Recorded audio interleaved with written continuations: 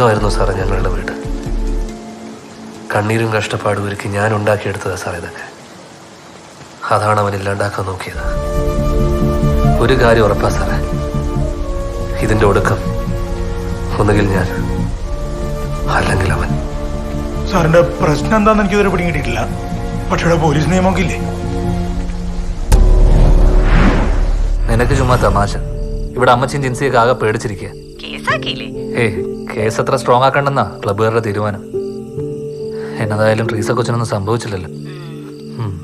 പിന്നെ ഒരു happy news ഉണ്ട്. ഇവിടെ ഒരു അപ്പോയിന്റ്മെന്റ് ഓർഡർ വന്ന് കിടപ്പുണ്ട്. ഉള്ളതാടി, ഞാനൊരു അധ്യാപകനാവാൻ പോവാ അവിടെ കുട്ടമ്പുഴ ഹയർ സെക്കൻഡറി സ്കൂളിൽ. ഏയ് വേണ്ട, നീ ഇത്ര ചാടിക്കറി ലീവൊന്നും എടുത്ത് വരണ്ട. ഞാനൊന്ന് ജോയിൻ ചെയ്തോട്ടെ. ആ ഒരു സെക്കൻഡേ. ആ എടി, ഞാൻ വിളിക്കാം. നീ വെച്ചേരും. ബൈ.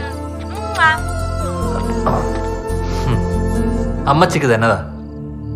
എടാ, ബേബി അവൻ്റെ അനിയനും ഒക്കെ കാശും ആളും സ്വാധീനം ഒക്കെ ഉള്ളവരാ.